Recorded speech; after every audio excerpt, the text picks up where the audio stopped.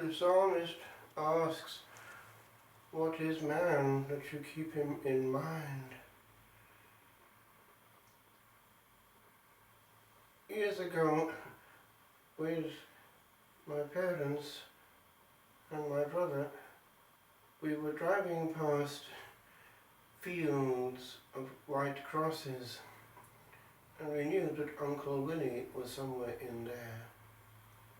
What my grandfather, his brother, used to call cannon fodder.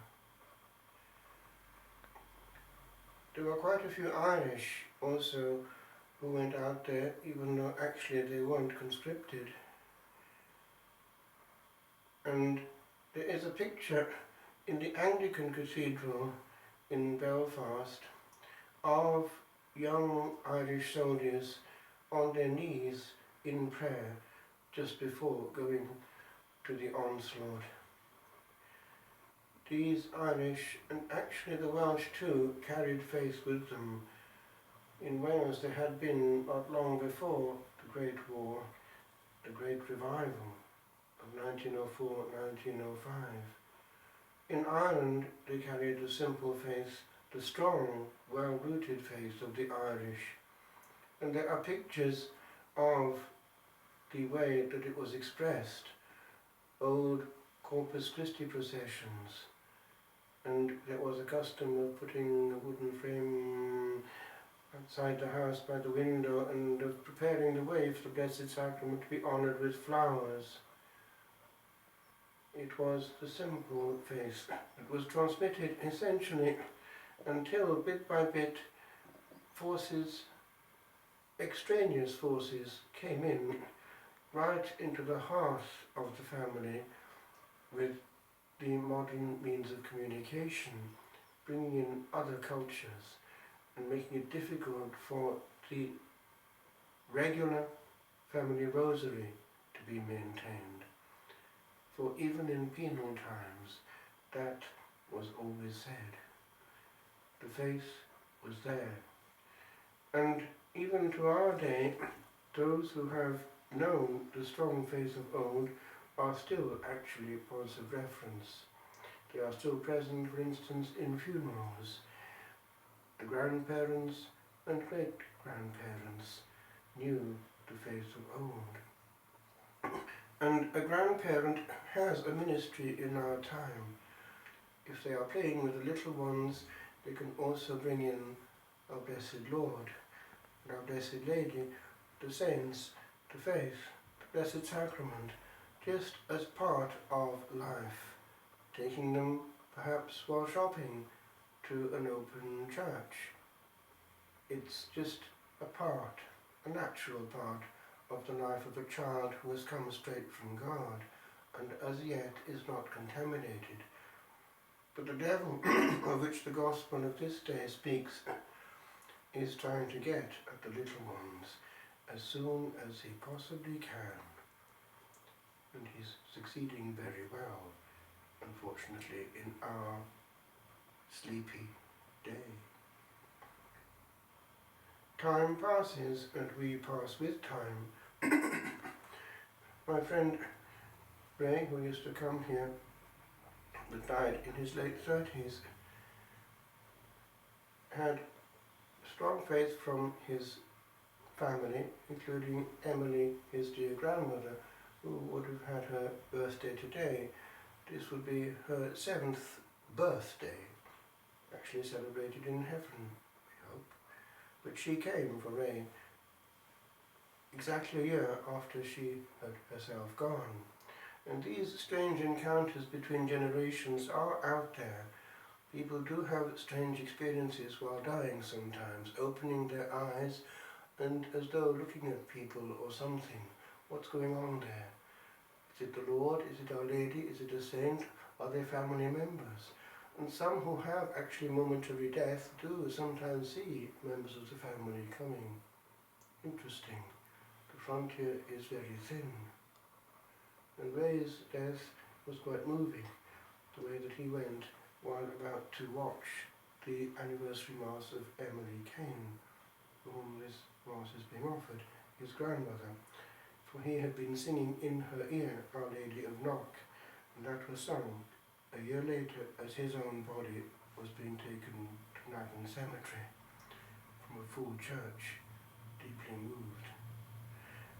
And these people tried their best in modern terms to get through, fighting against the powers of Satan who want the little ones, for instance by introducing not Halloween, All Souls, and therefore All Demons as it's become, but also All Saints. That is the true meaning of All Saints, and having fancy dress costumes for little children, not demons, to be honoured and enthroned, confusing a child's mind as to what is beautiful and good. For Halloween is the eve of All Hallows, not of All Devils. The grandparents and great-grandparents did actually stick together. They married properly and they died still married. Nowadays, why bother with marriage? Who needs heaven at all? What's the point of getting involved with fairy tales and handing that on to the little ones? We need to be careful, for the little ones are growing up in our day without any defence at all against the demons of which the gospel of this day speaks. They really wish us harm.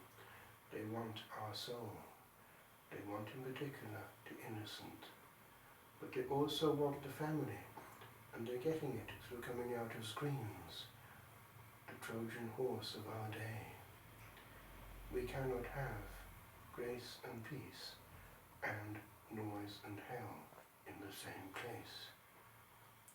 Out there in the trenches, which we're also thinking as we think of these relatives of Ray, who would have been there, giving their lives actually and dying in heroic circumstances, helping others. There was actually sanctity out there as well.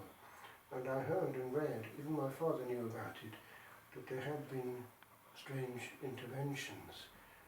There were angels seen looking down from this field of blood and slaughter, where all the time high frequencies of souls were going from one frontier to the other, from time to eternity, and perhaps better prepared than we would be in our dozy day, when eternity isn't really important. After all, the message that we're giving in our funerals today is that we all get there anyway.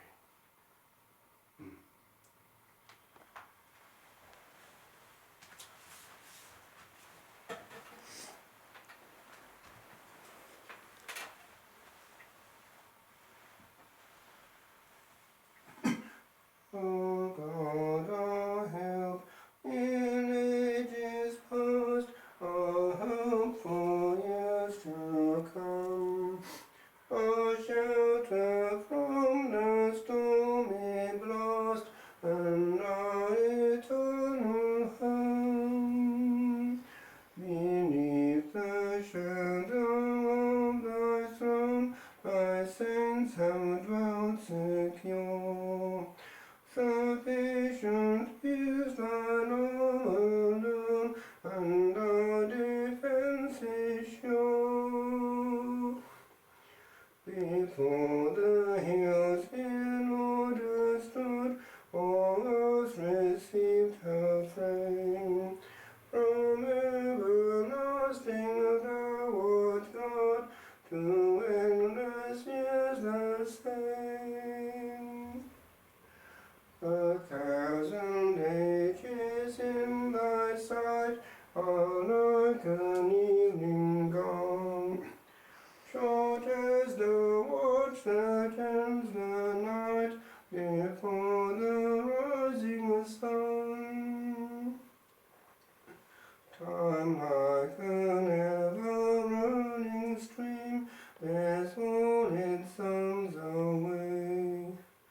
they fly forgotten as a dream dies at the opening day.